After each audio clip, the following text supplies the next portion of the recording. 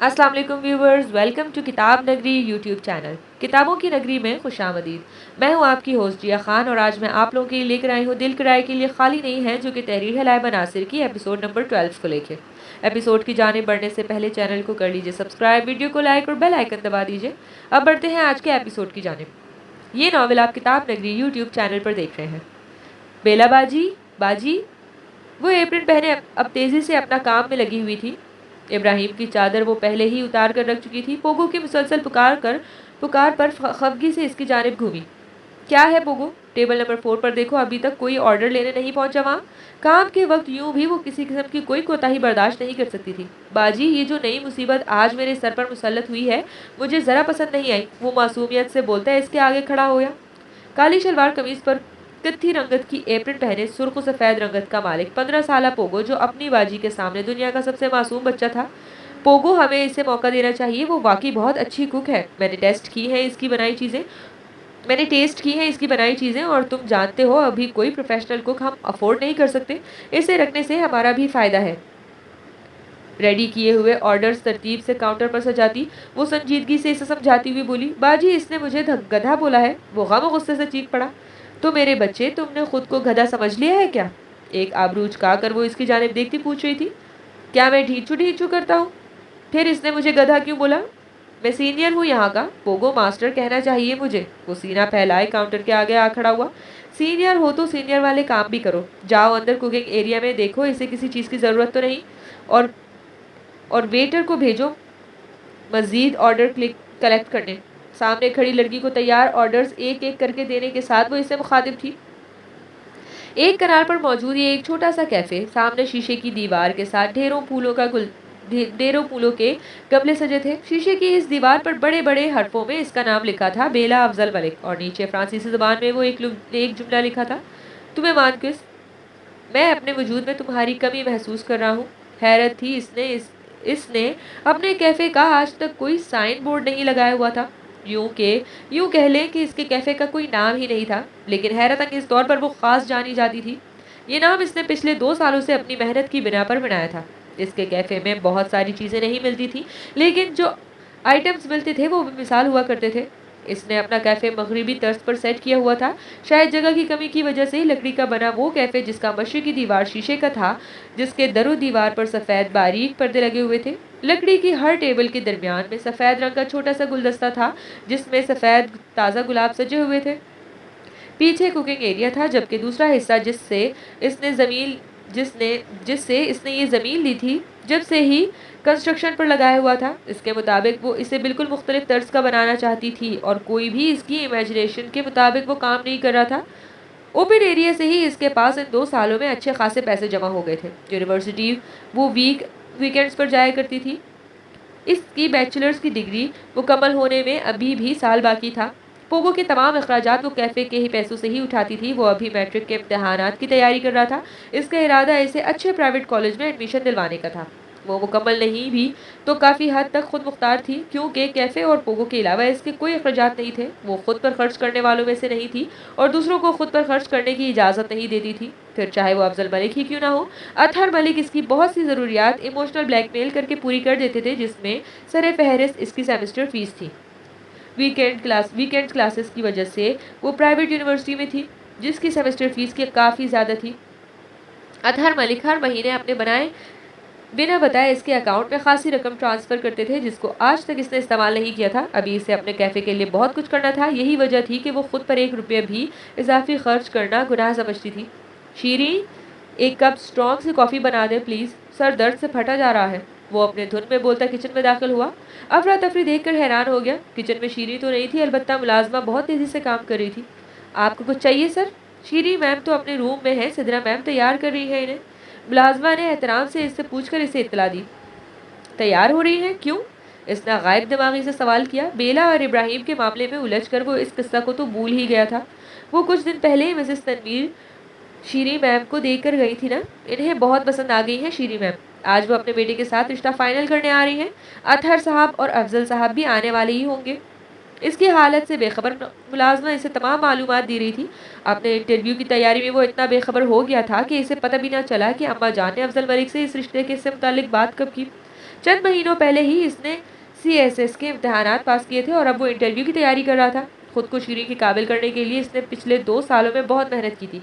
इसके बाद ही शीरीन से इजहार किया था। वो नहीं चाहता था कि इसमें कोई भी ऐसी कमी को हो जिसको जवाब बनाकर अतहर मलिक या अफजल मलिक इसे शीरीन के काबिल ना समझे। उस दिन शीरीन के इनकार के बाद इसने पूरा इरादा कर लिया था कि अब वो अपने इंटरव्यू के बाद ही अतहर मलिक और सिद्रा बेगम से बात करेगा। इससे पहले ये सब हो जाएगा इसे कब अंदाज़ा था। इतनी देर नहीं की मैंने। आप ये नहीं कर सकती मेरे साथ शीरीन। वो बालों में हाथ फेरते दबे दबे अंदाज में चीखा था।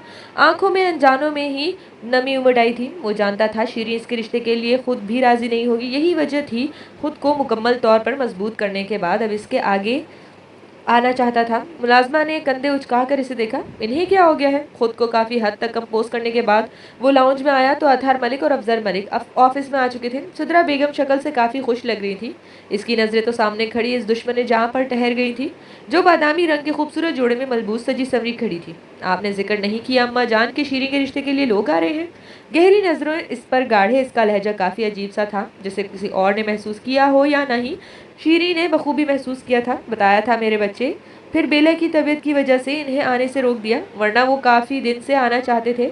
अब माशाल्लाह सब ठीक है तो मैंने इसे सोचा आज ही बुला लूँ, इन्होंने मुस्कुरा कर कहा। वो सर हिलाकर इन्हें देख कर रह गया। वो समझ नहीं पा रहा था ऐसा क्या करे कि ये सब रोक सके, वो भी इन हालात में जब शीरीन खुद भी इसके लिए राजी नहीं थी। अम्मा जान आप इन लोगों को मना कर दें। सर झुकाए वो धीमे धीमे मगर मजबूत अंदाज में बोल रहा था। शीरीन ने सहम कर इसकी जानिब देखा। वो तो समझ रही थी इस रात इसके इनकार के बाद वो इसकी बात समझ गया है। यूँ सबके सामने वो इस बात की तवक्को नहीं कर रही थी इससे। बेटा बहुत अच्छे लोग हैं वो। हारिस एक ही बेटा है इनका, पढ़ा लिखा है माशाल्लाह, अच्छी नौकरी है इसकी। सिद्रा बेगम ने इसे समझाना चाहा। अम्मा जान होगा वो बहुत अच्छा, लेकिन प्लीज़ आप मना कर दें इन्हें। वो बेबसी से बोला। सवार ये क्या तरीका है बात करने का? साफ और सीधी तरह बताओ क्या कहना चाह रहे हो तुम? अतहर मलिक ने संजीदगी से इसकी जानिब देखा। बाबा साफ और सीधी बात यही है, मैं करना चाहता हूँ शीरीन से शादी। आप मना कर दें इन्हें। वो सहमी हुई सर झुकाए आंसू जब्त करने की कोशिश कर रही थी। इसे कब खबर थी कि जवार यूं सबकी अदालत में इसे भी अपने साथ खड़ा कर देगा। शर्मिंदगी के बायस इसे अपना आप जमीन में धंसता हुआ महसूस हो रहा था। शीरीन कमरे में जाओ बेटा।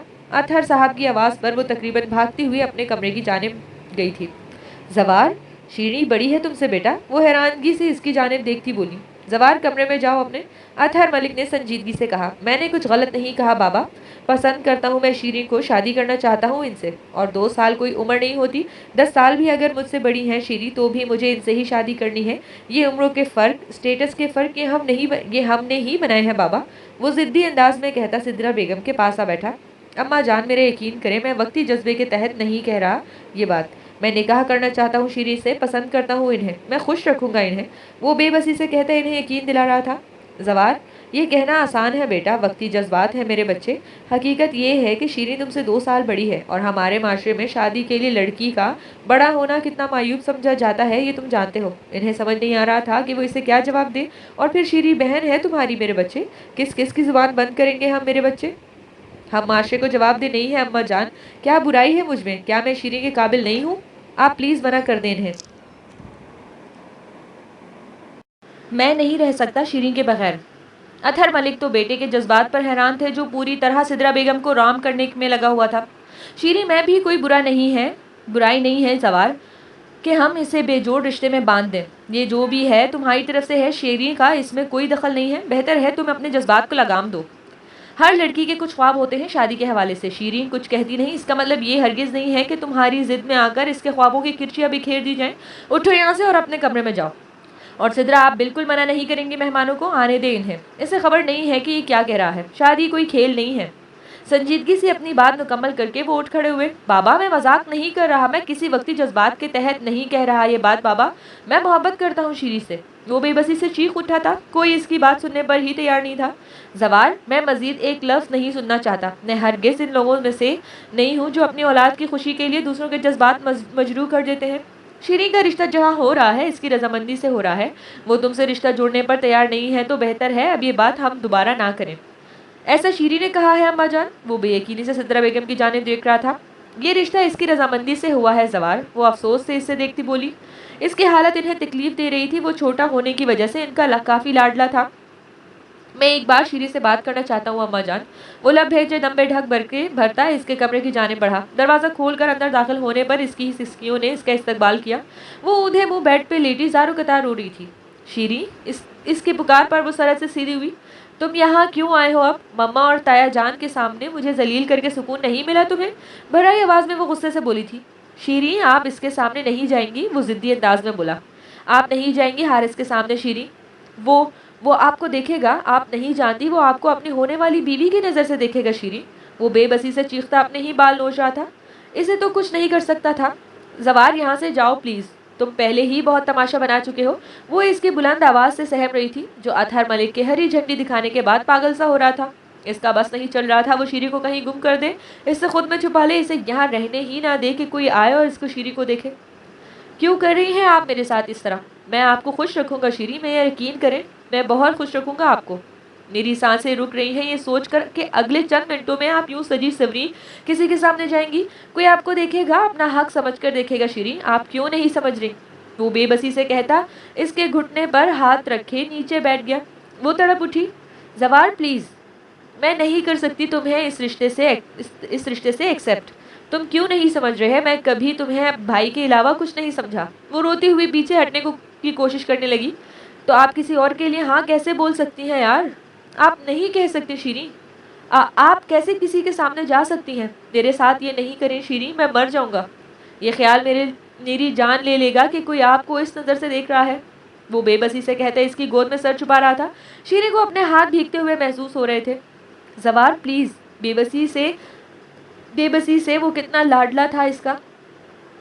इसकी कोई ख्वाहिश रद्द नहीं करती थी। वो ये कैसे दोराहे पर ला खड़ा किया गया था। आज इसे अफसोस के साथ गुस्सा सिर पा रहा था। शीरी, आप आप प्लीज़ नहीं कहें, इस रिश्ते से इनकार कर दें प्लीज़। अम्मा जान ने कहा कि आपकी रजामंदी से हुआ है ये रिश्ता। आप कैसे किसी और के लिए हाँ कह सकती हैं शीरी? प्लीज़ इनकार कर दें, मैं मर जाऊंगा शीरी। वो बेबसी से तड़प रहा था। जवार उठो, जवार उठो और जाओ यहाँ से। अपना लहजा मजबूत बनाती, पूरी ताकत लगाकर इसका सर उठाती वो चीखती से बोली, शीरी आप अच्छा नहीं कर रही मेरे साथ। वो बेबसी से चीखा, तुम भी अच्छा नहीं कर रहे मेरे साथ, रहम करो मुझ पर। जबरदस्ती से कमरे से बाहर करती वो अंदर से दरवाज़ा बंद करती बैठती चली गई। जारी है आपकी तारीफ या तनकीद काबिल एहतराम होगी। शुक्रिया, अल्लाह हाफिज़।